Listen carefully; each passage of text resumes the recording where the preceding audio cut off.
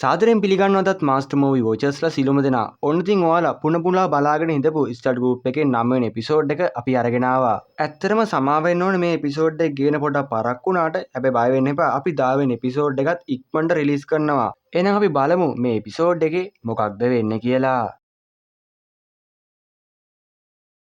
මේ කතාව මුලින්ම පටන් ගන්නේ අතීත සිද්ධියකින්. පීහල්ලුන්ට එරෙහිව විනය ක්‍රියාමාර්ගයක් ගන්නවා කියලා ඉස්කෝලේ දැන්වීමක් දාලා. මේ සඳහා ප්‍රමුඛත්වය අරගෙන තියෙන්නේ ඕජවා ගුරුතුමිය.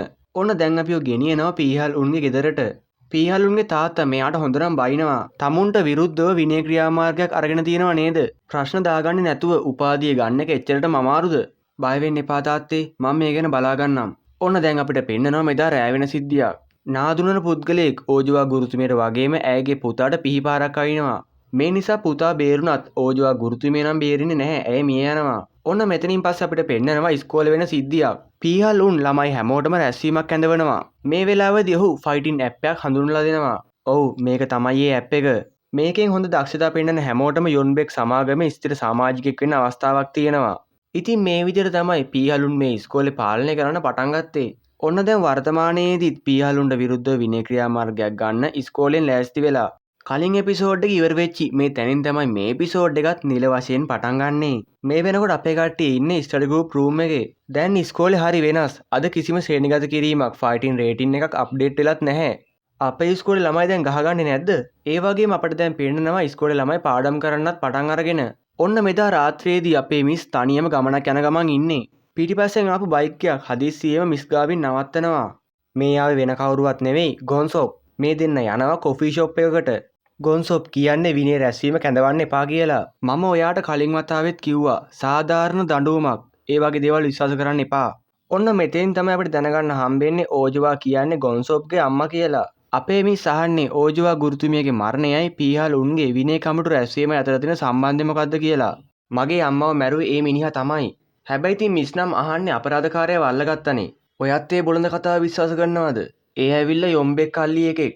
පීහල්උන් මොන වගේ එකෙක්ද කියලා දන්නවද? එක වතාවක් කරපු දේ දෙවෙනි වතාවෙත් කරන එකක් නෑ කියලාද හිතන්නේ? මෙතෙන්දි ගොන්සොප් කියන්නේ පීහල්උන්ට විරුද්ධව කරන වැඩේ නවත්තන්න කියලා. ඔන්න දැන් අපිව ගෙන්නනවා පීහල්උන්ගේ තාත්තා ඉන්න තැනට. මේ වෙනකොට මෙතන උපවිදුහල්පතිත් ඉන්නවා.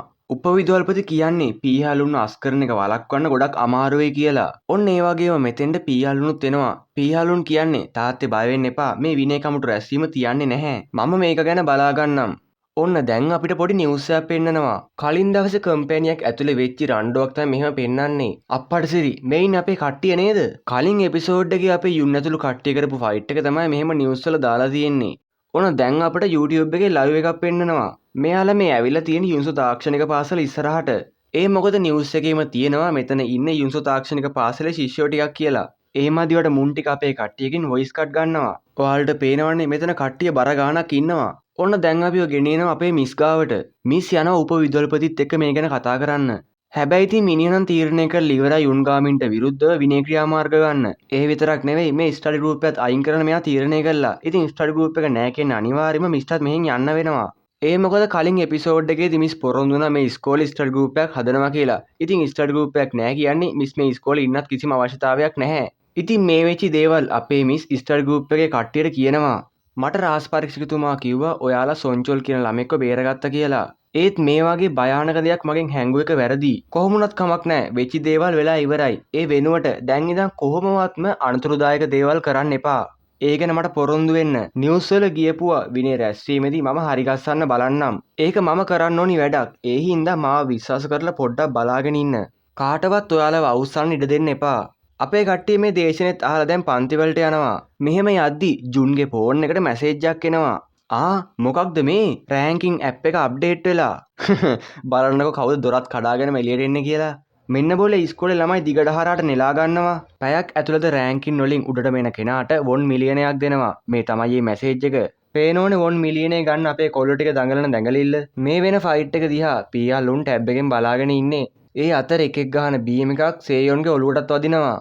මේ නිසා සේයොනුත් යනවා එළියට. ඉතින් මෙයාගේ පස්සෙන් යුනුත් යනවා. හැබැයි ඉතින් මේ වෙච්ච දේවල් හින්දා සේයොන් නම් ඉන්නේ ටිකක් කලකිරීමෙන්. කොච්චර උත්සාහ කළත් කිසිම දෙයක් වෙනස් වෙන්නේ නැත්තම් මොකද කරන්නේ? මහන්සි වෙලා ඉගෙනගෙන විශ්වවිද්‍යාලෙ ගියොත් එළිය සමාජෙත් මේ ඉස්කෝලේ වගේම නම් අපි මොකද කරන්නේ? මේ අතරේ සේයොන්ට තමන්ගේ තාත්තගෙන් කෝල් එකකුත් එනවා. මේක ආන්සර් කරපු ගමන් මිනිහා කරන්නේ දුවන එක. ඔන්න මේ අතර යුන්ටත් මැසේජ් එකක් එනවා. ඉතින් මිනිහත් ඉස්කෝලේ ඇතුළට දුවනවා. බලන් ගියාම මෙයාලගේ ස්ටඩි ගෲප් කාමරේට පීහල්ලුන් වගේම එයාගේ සහායකයා ඇවිල්ලා. මෙයාලා ඇවිල්ලා මෙතන පොඩි සංදර්ශනයක් දානවා. ඔයාලගේ මිස්ටර් රැස්වීම අවලංගු කරන්න කියලා කියන්න. එහෙම වුණොත් එම අපිට පුළුවන් ඔයාලට උපාධියක් දෙන්න. පීහල්ලුන් ගියාට පස්සේ විනය කමිටුව ඇවිල්ලා මෙයාලගේ කාමරේ විනාශ කරනවා. හැබැයි ඉතින් මෙයාලා මෙතන කිසිම දෙයක් කරන්නේ නැහැ. මොකද මෙයාලා මිස්ටර් පොරොන්දුනා. අසාධාරණ දෙයක් වුණත් ටිකක් ඉවසලා ඉන්න කියලා තමයි මිස් කිව්වේ. ඔන්න ඒ අතරේ සේයෝන් යනවා යාගේ තාත්තා වැඩ කරන තැනට. මෙයාගේ තාත්තා මේ තැනින් අයින් කරනවා. මොකද මෙයාගේ පුතා මැරෙයි කියලා තමයි මෙයාලා විශ්වාස කරන්නේ. ඔන්න දැන් මේ දෙන්න යනවා කතා කරන්න කොෆි ෂොප් එකකට. හැබැයි ඉතින් මෙතනදී මෙයාගේ තාත්තා නම් කරන්නේ සේයෝන්ට බයින් එක. අන්තිමේදී සේයෝන් කැමති වෙනවා ඉස්කෝලේ වැඩ නවත්තලා වැඩට එන්න. මෙහෙම කියලා සේයෝන් යනවා. ඒ වගේම අපිට පෙන්නනවා මේ කතාව හොරෙන් අහගෙන ඉඳපු යුන්ගාමින්ව. මිනිහටත් මේ ගැන පට්ටම අවුල්. ඒ වගේම අපිට අනිත් පැත්තෙන් පෙන්නනවා රෑ වෙලා ගෙදර යන ලීගේ යාළුවයි.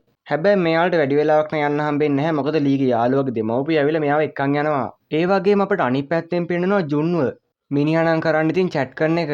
මෙයා කොච්චර මෙයාලගේ ගෲප් එකට මැසේජ් දැම්මත් කාගෙන්වත් රිප්ලයි එකක් නැහැ. හැබැයි ඉතින් අනිත් පැත්තෙනුත් මේ මැසේජ් යුන්ගාමින් බලාගෙන ඉන්නේ. ඔන්න ඒ වගේම අපිට පේනවා සේයොන් මේ ගෲප් එකෙන් ලෙෆ්ට් වෙනවා. ඔන්න ඒ අතර අපේ මිස්වත් අපිට පෙන්නනවා. මිස් තාම ඉන්නේ ඉස්කෝලේ ඇතුලේ. මට පේන විදිහට මේ ගෙවෙන්නේ ස්ටඩි ගෲප් එකේ අමාරුම කාලේ. පහුවදා යුන් ඉස්කෝලේ ඇවිල්ලා තමන්ගේ ස්ටඩි ගෲප් කාමරේ තිබ්බ විදිහටම හදන්න පටන් ගන්නවා. ඒ වගේම මෙතෙන්ට මිසුත් එනවා. මිස්ටත් බොහොම සතුටුයි යුන්ගේ උනන්දුව දැකලා. ඉතින් ඔන්න දැන් මේ ඩබලම එකතු වෙලා මෙතන අස් කරන්න පටන් ගන්නවා. ඒ අතරේ සේයොන් කිට් එකත් ඇඳගෙන යනවා වැඩ පොළට වැඩ කරන්න. සේයොන් එළියට බහිනවත් එක්ක මෙතනින් මතුවෙන්නේ යුන්. ඉතින් මිනිහත් එනවා සේයොන් එක්ක වැඩ කරන්න. ඔයාලට පේනවනේ සේයොන් වැඩ කරනවට වඩා 10 ගුණයක් විතර වැඩියෙන් යුන් වැඩ කරනවා. ඒ වගේම සේයොන්ගේ වැඩක් හින්දා තව පොඩ්ඩක් ලොකු විනාශයක් වෙන්නේ. හැබැයි ඉතින් වෙලාවට යුන් හිටියා. යුන් මේ වැඩ කරන අතරතුරදී සේයොන්ට කියන්නේ අපි දෙන්න කොහොම හරි විශ්වවිද්‍යාලයන් කියලා.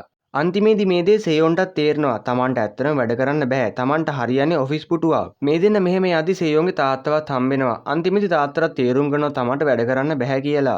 සේයොන් කියන්නේ තාත්තට පොඩි කාලයක් ඉවසන්න කියලා. ඉතින් අවුලක් නැහැ තාත්තත් මේ දේට කැමති වෙනවා. ඊට පස්සේ මෙයාලා යන්නේ ලීගේ යාළුවයාගේ දෙට්ට. මේ දෙන්න ලීගේ යාළුවගේ දෙමව්පියන්ට කලින් වෙච්ච දේවල් තේරුම් කරලා දෙනවා.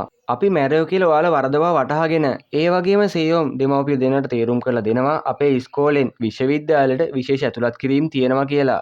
මේ නිසා අන්තිමේදී දෙමව්පිය දෙන්න කැමති වෙනවා මේ කෙල්ලව ඉස්කෝලේ වන්න.